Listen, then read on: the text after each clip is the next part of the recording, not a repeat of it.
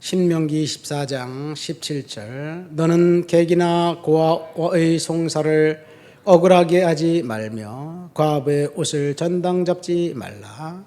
너는 애굽에서 종되었던 일과 내 하나님 여호와께서 너를 거기서 성령하신 것을 기억하라. 이러므로 내가 네게 이 일을 행하라 명령하노라. 내가 밭에서 곡식을 벨 때 그 한 무철 밭에 잊어버렸거든. 다시 가져오지 말고 나그네와 고아와 과부를 위하여 남겨두라. 그리하면 내 하나님 여호와께서 내 손으로 하는 모든 일에 복을 내리시리라. 내가 내 감람나무를 떤 후에 그 가지를 다시는 살피지 말고 그 남은 것은 객과 고아와 과부를 위하여 남겨두라. 내가 내 포도원에 포도를 딴 후에 그 남은 것을 다시 따지 말고 객과 고아와 과부를 위하여 남겨두라. 너는 애굽 땅에서 종되었던 것을 기억하라. 이러므로 내가 네게 이 일을 행하라 명령하노라. 아멘. 객과 고아와 과부를 돌보고 섬기라는 것, 사회적 약자를 돌보고 섬기라는 것, 이것이 오늘 말씀의 핵심입니다. 신명기는 다시 반복하다는 의미입니다. 다시 반복해서 이제 모세가 이스라엘 다음 세대들을 가나안 땅 앞에 두고 마지막으로 4번에 걸쳐서 고별 설교를 한 것이 신명기입니다. 오늘 우리가 읽은 말씀은 이 3번째 이제 그 고별 설교 중 마지막 부분에 해당합니다. 모세가 출애굽 2세대들을 모아놓고 가나안 땅에 들어가면 거기서 이제 새로운 문화, 하나님의 문화를 만들어 살아라는 명령을 하고 있는 거지요. 만약 너희들이 이 약속의 말씀을 준행하면 복받게 될 것이다, 그런 이야기예요. 19절 말씀에 보니까 그리하면 내 하나님 여호와께서 내 손으로 하는 모든 일에 복을 내리시리라. 축복의 비결은 사회적 약자들을 돌보고 섬기는 데 있다고 이야기하고 있습니다. 사실 이 말씀은 율법입니다.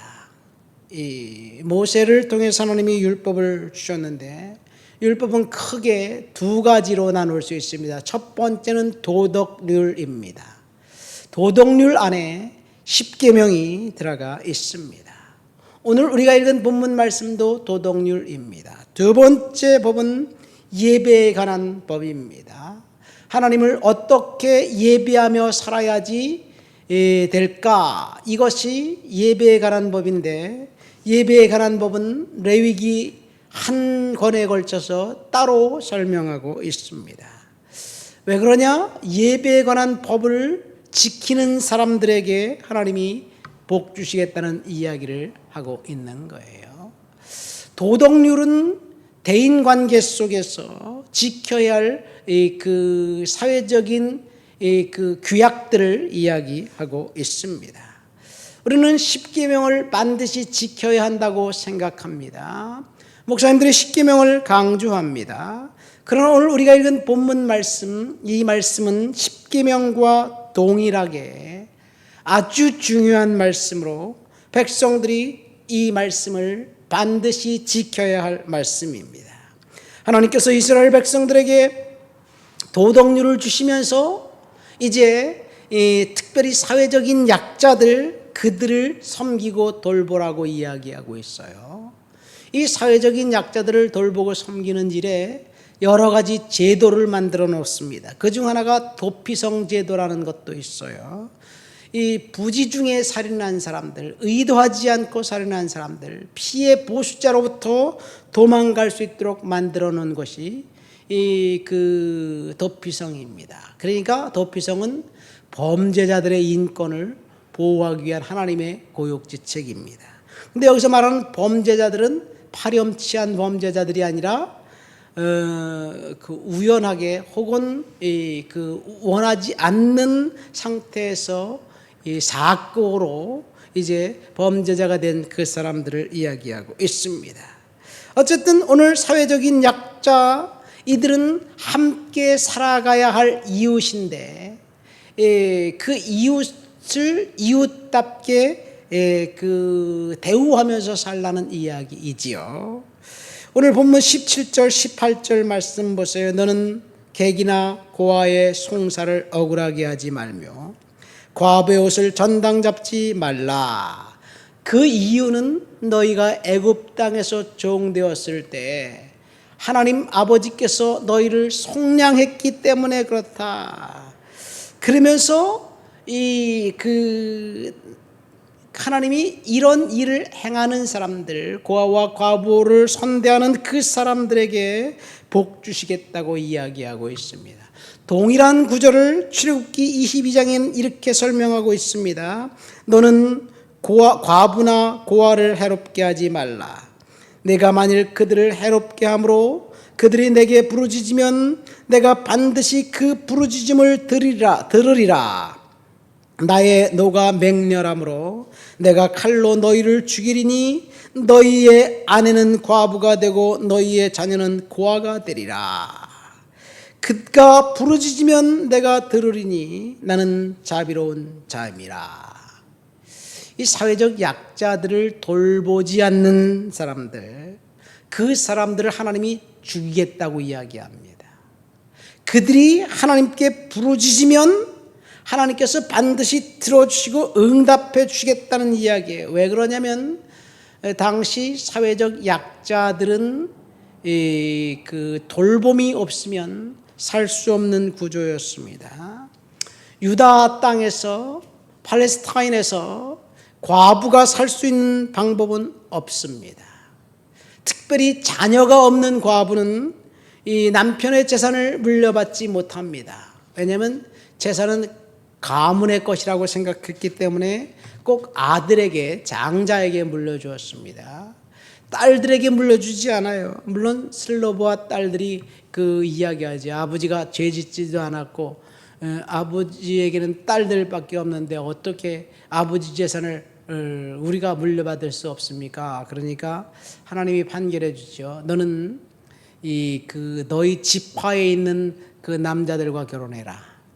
그래서 그러면 그 재산을 물려주겠다. 왜냐하면 땅은 그 지파에 속한 것이고 가문에 속한 것이기 때문에 영원히 팔지도 말고 매매하지도 말고 그 다음에 그렇게 이야기했기 때문에 그렇습니다. 어쨌든 과부들은, 이 아들이 없는 과부는 재산을 이제 상속받지 못하게 되어 있습니다.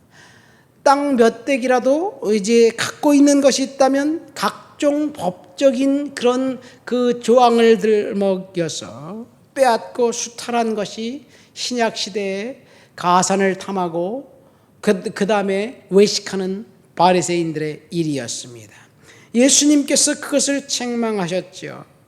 그러니까 과부는 살 수가 없습니다. 고아도 마찬가지입니다. 나그네와 객도 마찬가지이지요. 그들을 섬기는 일은 이 공동체가 할 일이라고 이야기하고 있습니다. 그래서 하나님은 법으로 못 박아서 고아와 과부를 섬기고 돌봐라. 그렇지 않으면 그들이 내게 신원할 때 너희들에게 반드시 갚아줄 것이다. 이렇게 하나님은 이제 경고하고 있습니다. 두 번째, 고아와 과부들을 위해서 하나님이 만드신 고육지책은 11조입니다. 11조는 두 종류입니다. 첫째 11조는 레위인들의 분깃이고 둘째 11조는 구제비였습니다. 구제비가 바로 고아와 과부와 나그네들을 위해서 사용했습니다. 유럽 율법에 보면 11조를 3번 걸쳐서 내게 됩니다. 첫 번째 매년 내는 11조와 그 다음에 매 3년에 한 번씩 내는 11조가 있어요. 매 3년에 한 번 내는 11조는 3년과 6년에 내지요. 3년과 6년 했는데 한 번은 그 구제비로 쓰라고 이야기하고 있고, 또 한 번은 이제 교회 성전 재정을 위해 쓰라고 이야기하고 있습니다. 그 다음에 매년 내는 11조는 제사장과 레위인의 몫이었습니다. 이것이 하나님의 고아와 가부들을 사랑하고 섬기기 위한 교육지책이었습니다. 그러면 오늘날 사회적 약자들을 누가 돌봐야 될까라고 볼 때 두 가지입니다. 첫 번째, 우리가 돌봐야 되는 거예요. 성도들이. 왜냐하면 하나님 말씀이 고아와 가부들을 섬기고 돌보라고 말씀하셨기 때문에 그래요. 우리는 바로 교회입니다. 교회가 가난한 자들을 섬기는데 헌금을 사용하고 그리고 그들을 세워주는데 교회 재정을 투입하는 것 교회의 의무입니다. 근데 문제는 이스라엘 백성들이 고아와 과부 나그네들을 자원하여 섬겼는가 하는 문제처럼 오늘날 가난한 사람들을 교회가 자원하여 섬길까 하는 문제가 있기도 합니다. 어쨌든 중요한 것은 하나님의 명령은 고아와 과부를 섬기라는 얘기예요. 밭에 추수할 때 오늘 본문에 보니까 이제 그 실수로 한 단을 가져오지 않았으면 의도적으로 가서 가져오지 말아라. 그것은 고아와 과부의 나그네들일 것이다. 감람나무와 포도나무 열매를 다 따지 말고 남겨두어라. 그들에게 이제 먹을 것이 될 것이다 라고 이야기하고 있죠. 이 일 때문에 사실은 그 룻이라는 여성이 시어머니를 따라서 모압 땅에서 왔다가 살 수 있게 됐고, 그래서 보아스를 만나서 결혼하게 되기도 합니다.